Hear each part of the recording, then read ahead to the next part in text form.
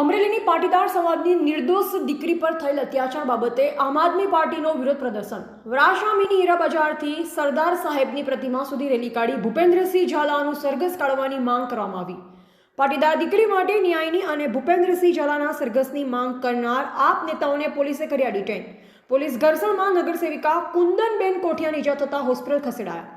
2 દિવસ પહેલા અમરેલીમાં ભાજપની અંદરોઅંદરની લડાઈના કારણે પાટીદાર દીકરીનું જાહેર બજારમાં સરઘસ કાઢવામાં આવ્યું અને આ ઘટનાથી સમગ્ર ગુજરાતમાં રોષનો માહોલ છે। આજે આ ઘટના પર આમ આદમી પાર્ટીના સુરત શહેરના સંગઠનને વિરોધ પ્રદર્શન કર્યું અને માંગ કરી હતી। જેવી રીતે અમરેલીમાં પાટીદાર દીકરીનું જાહેરમાં સરઘસ કાઢવામાં આવ્યું તે જ રીતે 6000 કરોડના કૌભાંડી અને ભાજપના નેતાઓની સાથે સાઠગાંઠ રાખનાર ભૂપેન્દ્રસિંહ ઝાલાનું પણ જાહેરમાં સરઘસ કાઢવામાં આવે। આમ આદમી પાર્ટીના પદાધિકારીઓ અને કાર્યકર્તાઓ દ્વારા વરાછાના મિની હીરા બજારથી સરદાર સાહેબની પ્રતિમા સુધી રેલી કાઢી ભૂપેન્દ્રસિંહ ઝાલાનું સરઘસ કાઢવાની માંગ કરવામાં આવી। આ દરમિયાન પૂર્વ વિપક્ષ નેતા ધર્મેશ ભંડેરી, કોર્પોરેટરો મહેશભાઈ અણઘણ, વિપુલભાઈ સુહાગિયા, કુંદનબેન કોઠિયા, સેજલબેન માલવિયા, મહિલા પ્રમુખ નીતાબેન પટેલ, નવસારી લોકસભા ઇન્ચાર્જ પંકજ તાયદે, સુરેશ માલવિયા, હરેશભાઈ કોઠિયા, મુમતાજ મુલતાની, ગીતાબેન લિંબાસિયા સહિતના નેતા અને કાર્યકર્તાઓને પોલીસ દ્વારા ડિટેન કરવામાં આવ્યા। દરમિયાન પોલીસ ઘર્ષણમાં નગરસેવિકા કુંદનબેન કોઠિયાની ઇજા થતાં તેમણે 108માં હોસ્પિટલ લઈ ગયા હતા। આખા ગુજરાતમાં જાણે કે કાયદાનું શાસન મરી પરવાર્યું હોય।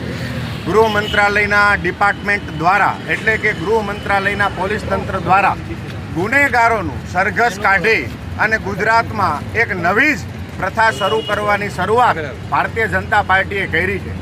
ગુનેગારોનું સરઘસ કાઢવું અને ગુનેગારોના સરઘસની સાથે સાથે નિર્દોષ દીકરી, એક એવી નિર્દોષ દીકરી કે જે પોતે ઓફિસમાં કામ કરતી હતી, એનો કોઈ વાંક નહોતો, એનો સરઘસ કાઢી અને ભારતીય જનતા પાર્ટીએ આ અહિંસામય ગાંધીના ગુજરાતમાં જે પ્રથાની શરૂઆત કરી છે, આમ આદમી પાર્ટી એનો સખત વિરોધ કરે છે। સરદાર અને ગાંધીના ગુજરાતમાં આ પ્રથા, આ પ્રક્રિયા ક્યારેય પણ ચલાવી લેવાશે નહીં। એક સામાન્ય ગરીબ પરિવારની પાટીદાર સમાજની દીકરી કે અન્ય કોઈ પણ સમાજની દીકરી હોય એની સાથે આવી ઘટના થાય એ ભારતીય જનતા પાર્ટી માટે અને આખા ગુજરાત માટે શરમજનક કહેવાય, નામોશીજનક કહેવાય। આમ આદમી પાર્ટી આનો સખત વિરોધ કરે છે।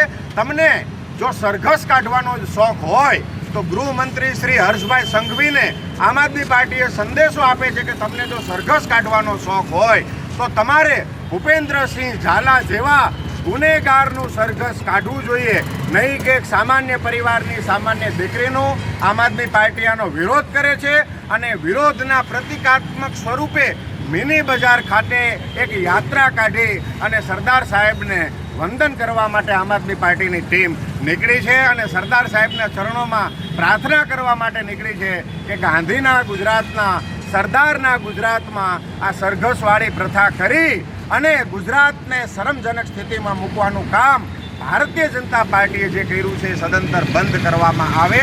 જય હિન્દ, જય જય ગરવી ગુજરાત। એવા કલ્પેશ લાઠિયા, સંબંધ ભારત ન્યૂઝ, સુરત।